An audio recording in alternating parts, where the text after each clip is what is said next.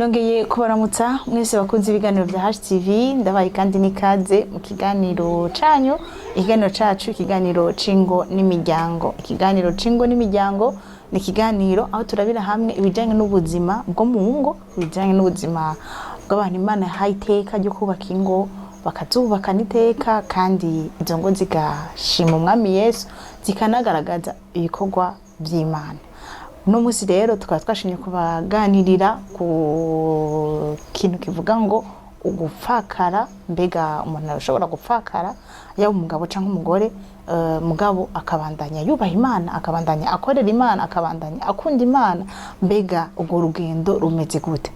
Hariho umwe mu bo twaronse ibakwe ryo kwadusangiza urwo rugendo, akadusangiza ivy'umwami Yesu akora vyiza, nubwo umuntu abasa n'umuntu ababaye, abasa n'umuntu yihevye, abasa n'umuntu yihebuye, ariko araza kutubwira vyinshi mu bituma aryohererwa umwami Yesu, mu bituma mu bupfakazi bwiwe akorera umwami Yesu. Nawe se uwundi no umupfasoni no mumama, reka ca twidondora. Ego ndabaramukije, nitwa José Claude Ndamukunda, ndi umumama w'abana batatu, nkaba ndabareze jenyene kubera ko uwo twari dusangiye kubarera yaratashe mu ijuru, akaba amaze imyaka 10 atashe.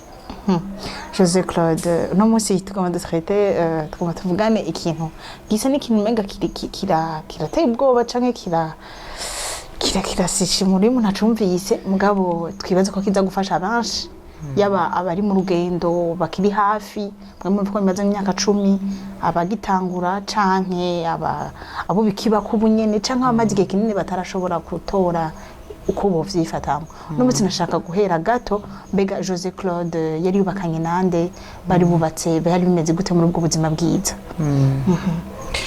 Nari nubakanye n'umushinga ntahe yitwa Masabo Désiré, twubakanye mu 2007 gushika mu 2014 niho yataha, tumaranye hafi imyaka 7 n'amezi 8, arataha.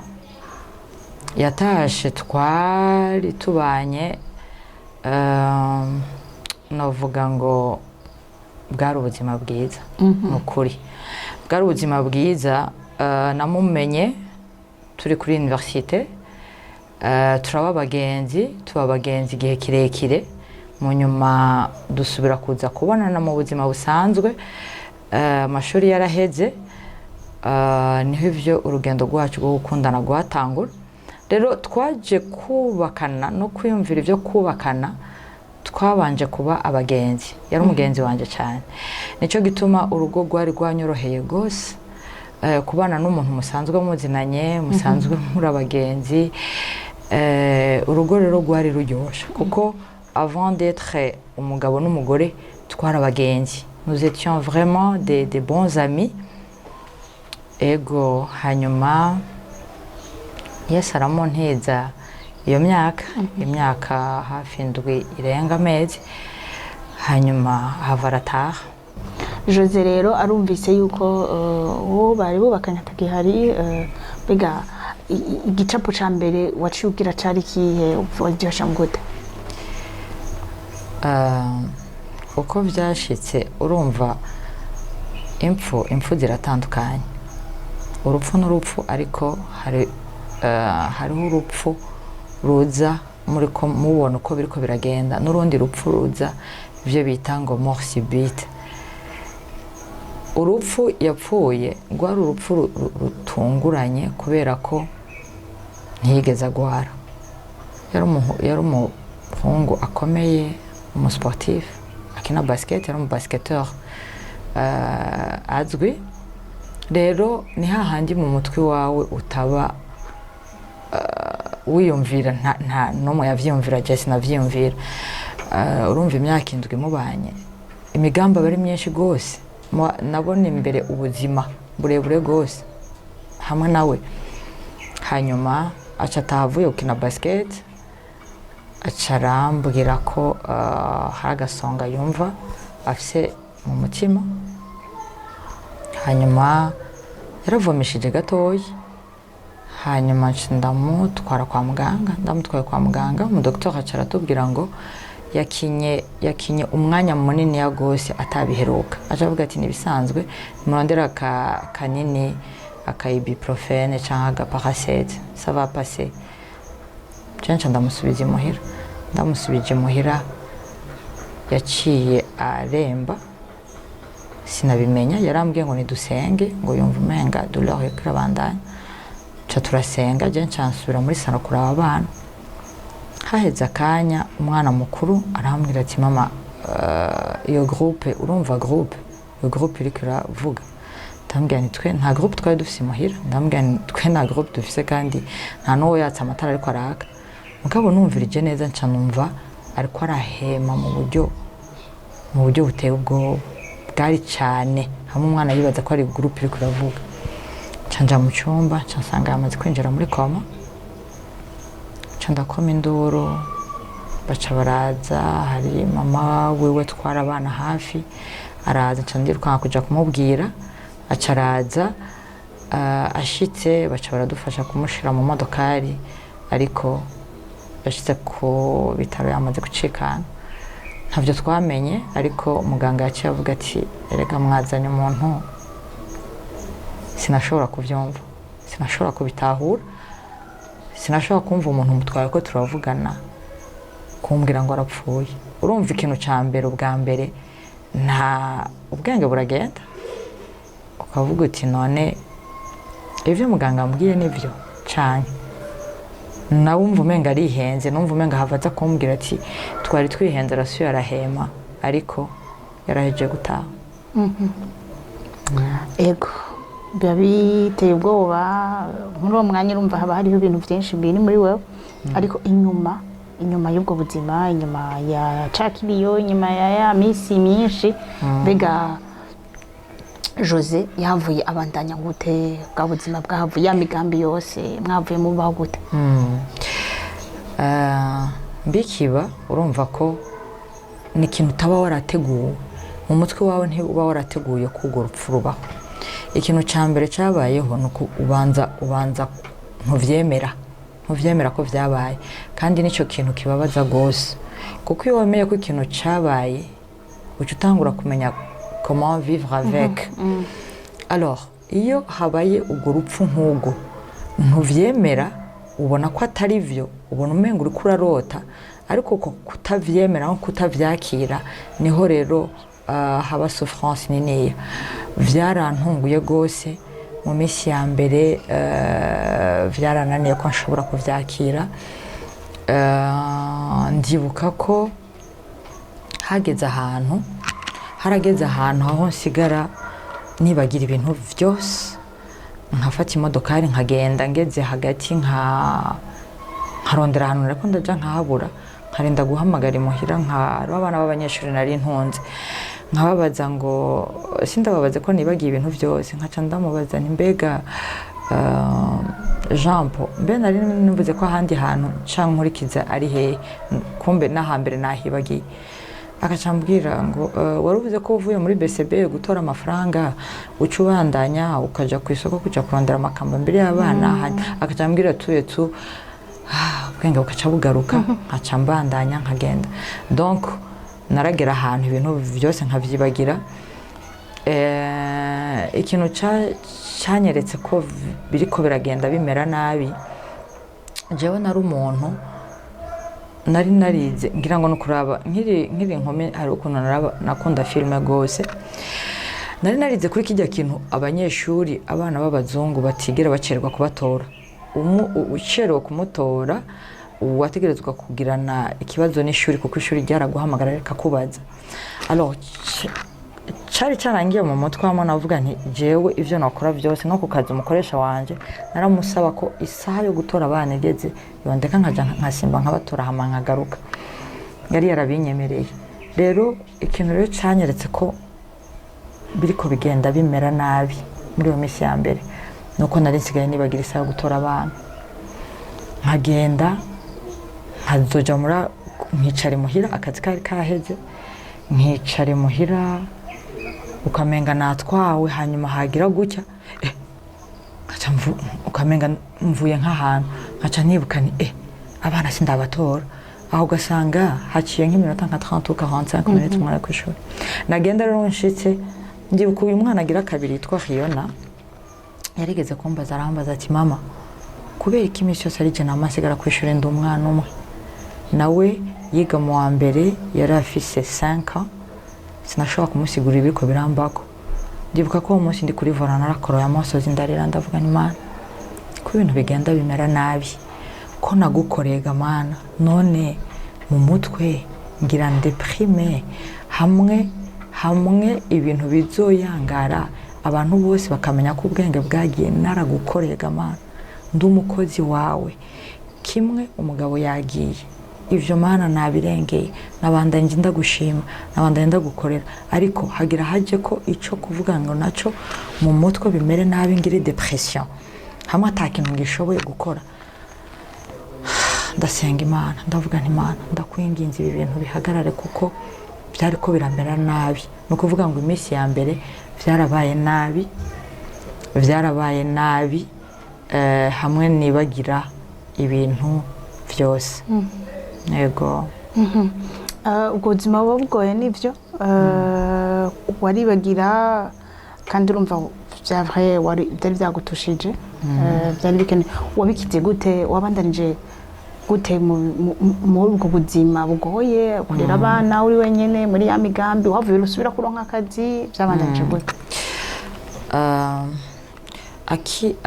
yatashe ari mu kwezi kw'icenda muri 2014 akazi kari kaheze na kiwe kari kaheze yari yakubitiye hanze gukora hanze y'igihugu hanyuma aragaruka akazi kaheze nanje kaheze mission nakoramo yari yaheze bari bugaye hanyuma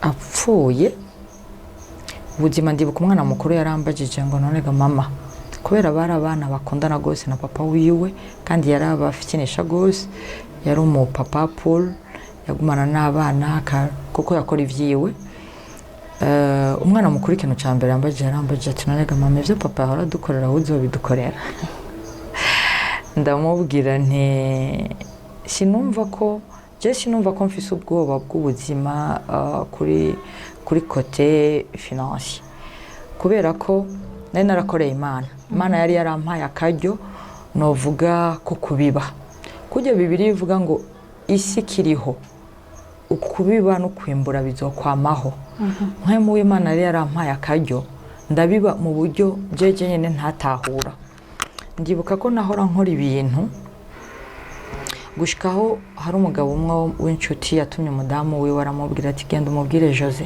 aratanga karenza umubwira agabanye ariko nanje sinabitahura ariko naje kubona ko mu nyuma niho naje kubikomprena ko Imana yari kuri amakajyo ko kubiba narabivye mu bavyeyi bari bafise abana batari bafise uburyo narabivye cyane mu bitaro hari ukuntu Imana yari yarampaye ikorwa cyo gukora mu bitaro rero naho yataje narumva neza jewe atabwoba ko Imana izongirira neza kuko nanje narabivye mu buzima bwanje rero umwana cyane ndamubwira nti nzobishobora hamwe na Yesu nzobishobora kandi cyane je sinari mfise nkuko ndabivuze sinari mfise problème kuri côté financier ariko nari mfise ikibazo cyo kuvuga ngo mbega umuntu mwabanye umuntu mwakundanye imyaka hanyuma akagenda gutyo atagusezeye hari ahantu ba waramushize mu mutima hari ahantu aba yarinjiye none bigenda gute kugira ngo umuntu akire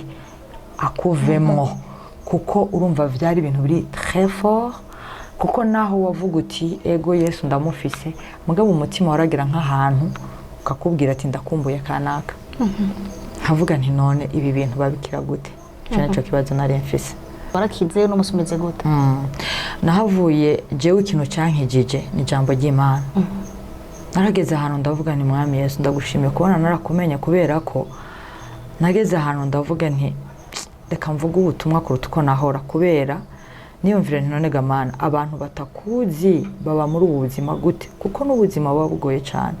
Kuko Bibiliya iravuga ngo umugabo, ngo nicyo gituma umugabo azoheba se na nyina ngo akabana n'umugore we karamata, ngo bakaba umwe. Ni umuntu muba mwarabaye umwe.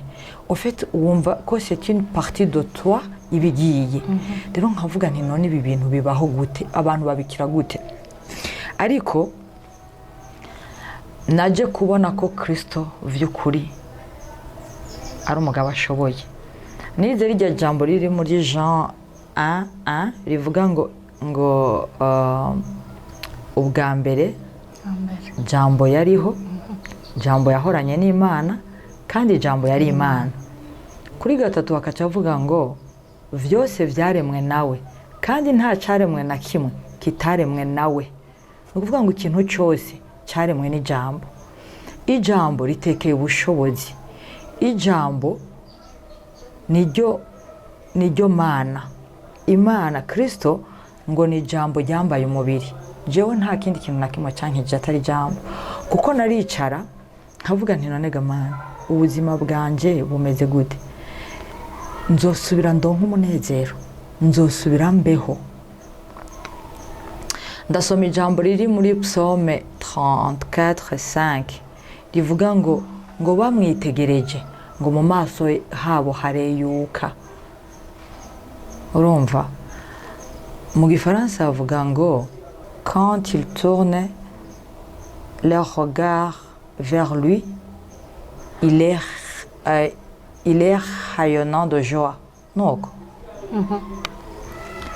ni ukuvuga ngo umunezero ngo uko vous tournez vos regards vers lui, ni ukuvuga quand tu tournes tes regards vers la parole, c'est là où tu deviens rayonnant de joie. Naho umunezero wawe uva ko amaso yawe wayahindukije ukayakura ku vyo uri kurabona n'ivyo uri kuraviva, ukayatumbereza kuki ijambo ry'Imana rivuga. Mbega ijambo ry'Imana rimvuga kwiki? Mbega ijambo ry'Imana rivuga ko jewe ndinde? Hanyuma iryo jambo ry'Imana niryo nahindukirije kwa maso, ndavuga nti Mana, iri jambo ryawe rivuga ko umunezero wacu ni Kristo, kandi urukundo rw'Imana, nize cyane ku rukundo rw'Imana. Niga ko Imana nubwo ibintu bumenga bimeze uko bimeze, muri Colossiens 3:19 niho havuga ngo mwige, ngo ndashaka ko mumenya urukundo rw'Imana uko rungana, ngo mumenye largeur yago, ngo mumenye longueur yago, ngo mumenye hauteur yago, ngo mumenye na profondeur. Iyo wize ku rukundo rw'Imana, nagiye niga ku rukundo rw'Imana, Paulo yariko aravuga ngo abwira les Colossiens ngo ndashaka ko mumenya vy'ukuri ubwo rukundo rw'Imana, ngo rurengeye, ngo ruruta uko umuntu yomenya. Nize rero ku rukundo rw'Imana, ngenda niga ko nubwo ibi byanshikiye Imana irankunda, nuko ibi byashitse jewe sindi uwa mbere, nubwo byashitse je sindi uwa nyuma, kandi Imana nubwo biruko Imana iradukunda, iyo ntacyo yigeze ihindura ku rukundo rwayo. Numva rero ko nubwo yagiye, numva umenga urukundo rw'Imana ruransanze, numva umenga urukundo rw'Imana nubwo we yagiye ariko Imana ntizondekura. Nubwo yagiye hariho undi mugabo tuzogumana, wewe atazokwigera ankita n'umunsi n'umwe. Ntangura rero kumva ubuzima bugarutse, nkumva ko hariho umuntu ari hafi yanje, nkumva ko hari umuntu ashobora kuganirira akanyumva, nkumva ko hari umuntu ashobora gutora ikibazo c'ingorane zanje. Nuko rero ijambo ry'Imana nagenda ryiga, ubuzima busubira kugaruka. Mu majambo aje kutubwira tuni hamwe cyo dutahura rya jambo muri Bibiliya ivuga ngo Imana ni se w'imfuvyi, ni se w'abapfakazi. Mbega muri ubwo bupfakazi bwanyu mwabonye Imana gute muri iyo myaka 10? Ni giki mwatangariye ku Mana?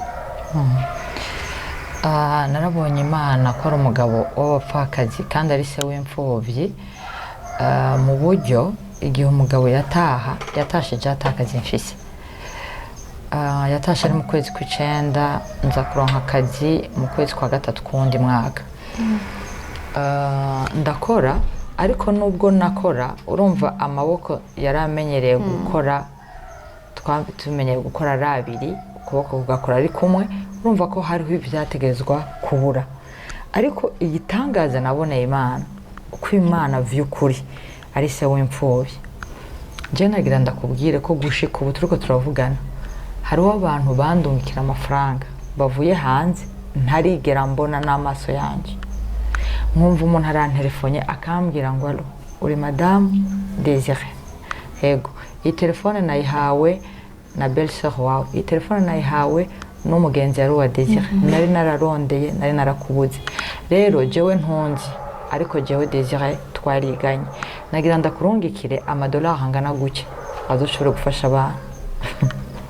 Nkagenda nkatora amadolari, hahera igihe nkaza numva wundi muntu arambwiye ngo Madame ngo je sinzi ko munyibuka, ngo twarigeze guhura igihe kimwe, akanyibwira ntaharondera abantu nkabura, ngo twari kumwe n'umugabo wawe, ngo jewe ngo umugabo wawe yari umugenzi wanje, ngo ariko ivyo vyashitse atariho ndi, ngo naringira mfate umwana umwe umubwira ibintu vyose umwana akenera kw'ishuri n'ikintu cyose akoresha kugira ngo iyo bije jewe ndayirungike.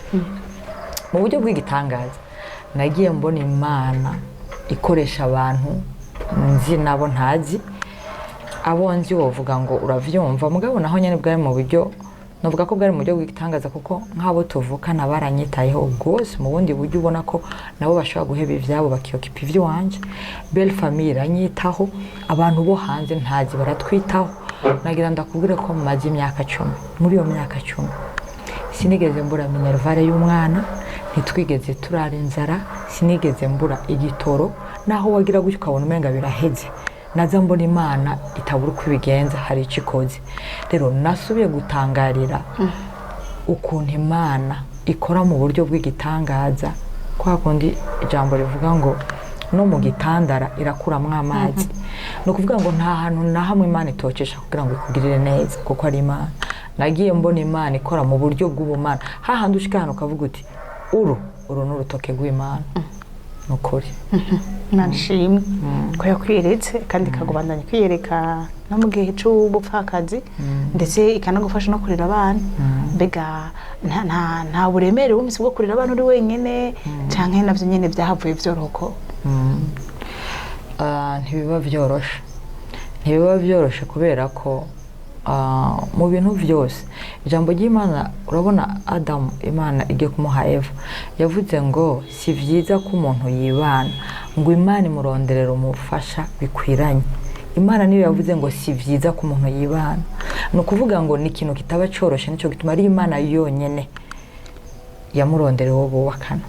Rero mu bintu vyose usanga urumva ko uburi kurabikora uri wenyene kandi mwateza gukora muri babiri. No muri education des enfants ntibiba vyoroshe, kubera haragera ahantu ukumva hariho ikintu ugira ukore, ariko ukumva uti nari nkeneye avi y'undi muntu, jewe niyumvira gutya, ariko none ibindi ko ndiyumvira eske nivyo. Iyo muri babiri murahanahana, uyu ukamubwira nawe akakubwira, hanyuma mukagera ahantu muhurije mugafundika ikintu. Iyo uri wenyene rero umera nka wa muntu atera indirimbo akongera akitabira. Rero ntibiba vyoroshe kubera ko hari ivyo ukora ugasanga vy'ukuri iyo uza kuronka uwari kukugira inama ugasanga hari utu-erreur wakoze utari gukora. Navyo ntibiba vyoroshe, ariko hamwe no gusenga Imana igenda iradufasha, ariko ntibiba vyoroshe. Merci, urakoze cyane. Dutera tunasozera kino kiganiro cacu, nashaka dusozere tugusaba twongera tubaza ikibazo kivuga ngo none ni giki mwotera intege abari ko baca mu nk'ivyo vyanyu, yabo babitanguye canke abimazemo igihe batarashobora kwihotwa batashobora bona ingene bo bifata. Mugu no musi murakomeye, no musi murashima Umwami Yesu, no musi muravuga muti Imana yaradukomeje. Ni giki mwobabwira nk'ijambo ryo bafasha? Nagira mbwire cyane cyane ntera intege abakibijamo. Ni ibintu bitaba vyoroshe, ni ibintu biba biri mu mubabaro uteye ubwoba, ariko umuntu nagira mbwire abantu cyane cyane abamenye Imana, cyane cyane abantu bavutse ubugira kabiri bafise umwami Yesu, ndababwire ngo ntabwo uri wenyine. Yesu agiye kugenda yaravuze ngo sindabasize nk'imfubyi, ngo ariko nzobarungikira umwitsa, ngo niwe azobafasha muri byose. Mwemu w'Imana agenda aradufasha kubera ko uru rugendo ruba rukomeye, uba utanguye ubundi buzima. Nagira ndakubwira ngo ntiwihebure, reka kumva umenga isi kuguye ko. Jewe ikintu cyamfashije ahanini ni ugusubira inyuma nkaraba nkasanga sindi jenyene, kuko hariho ikintu ushika ukamenga isi irakuguye ko umenga ubuzima buraheze, ariko uravye inyuma ugasanga inyuma yawe hariho abandi babiciyemo kandi bakabishobora. Uca uvuga uti si je ndi uwa mbere, si nanjye ndi uwa nyuma, ko abandi bashoboye kubicamo bigashoboka, nanjye birashoboka. Mbega bishoboka gute? Ukegera abantu, ariko naho utaregera abo bantu ukegera cyane, ukegerana n'Imana yawe, ukavugana na Mwemu w'Imana, uwo mwitsa yaduhaye. Mwemu w'Imana niwe azogufasha. Nagira ndakubwira ngo ivyo biguteye ubwoba cyane cyane kuraba bagitangura kubijamo, wumva umenga ubuzima buraheze. Nagira ndakubwira ngo ubuzima ntibuheze. Kristo ni hari, Kristo ni muzima. Ijambo ryiwe rivuga ngo uko yarejo niko ari kandi niko azokwama. Uzobona abo bana uri kuriyumvira ngo mbega nzobarera gute, azogufasha kubarera. Ivyo bintu uri kuriyumvira ngo mbega aya mafaranga nzoyakura hehe, Kristo azoyaguha, kuko ijambo ry'Imana ravuga ngo isi nibiyuzuye ni vyayo. Dawidi niwe yavuze neza muri Psalm 23, aravuga ngo uhoraho niwe mwungere wanje sinzokena. Umviriza, Imana yawe ntizokorera amafaranga ngo ave mu ijuru, ariko yavuze ngo nzohezagire ibikorwa by'amaboko yanyu. Uzokora ikintu Imana igihezagire, uzobona Imana ikugirira neza.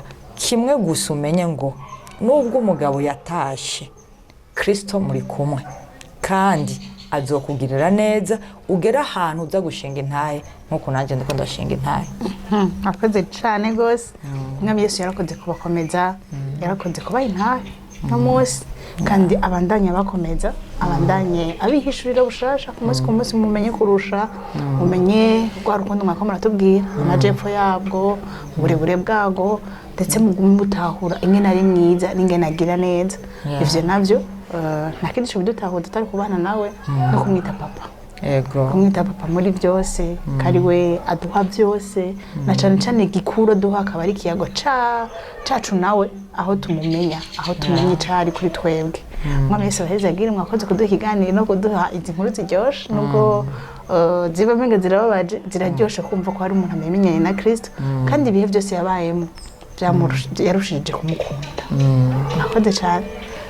Ego, nanjye ndabashimiye cyane kubera ko mwampaye akaryo ko gushobora gupartaja ijambo ry'Imana, kuko mba numva gose mvuga nti ego vyaranshikiye, mugabo uwo biriko birashikira ubu nahora nibaza nti mbega umuntu yomufasha gute, kuko hariho umushikira, ariko ushoboye kuronka ikiganiro nk'iki iri jwi rizoshika kure. Nahora nibaza ngo none umuntu yofasha abandi gute, akabafasha ari benshi. Ariko Imana ishimwe ko mwampaye iki kiganiro, kuko ndabizi neza ntakekeranya ko umuntu azokumva iki kiganiro azokumva ko vy'ukuri Kristo akiri muzima, nubwo yabuze umugabo ariko Kristo aracari muzima, kandi ndabizi ko kizomutera gukomera. Rero Umwami Yesu namubahezagire. Amen. Mwakoze namwe mwese bakunze ibiganiro bya HTV, mwako muradukurikira, mwakoze namwe mwako muradukurikira muri ko muca mu bihe bitoroshe, mu bihe byo kubura, mu bihe byo kubura abo mubakanye. Kandi aya majambo Jose yatubwiye twari twifuza ko yobabera inkomezi, mukamenya ko kwimatanya nawe n'uwo kushira imbere gose ari Yesu Kristo, kandi ari we yobabera umugabo mwiza, ari we yokubera umufasha mwiza, akagufasha gusimonta ibibazo urimo, kandi akanaguha umunezero n'amahoro biva kuri we. Ubuntu bw'Imana bwomenwa n'umuntu ari we wese, ube mu mitima yanyu kandi bubakomeze. Umwami Yesu abahezagire.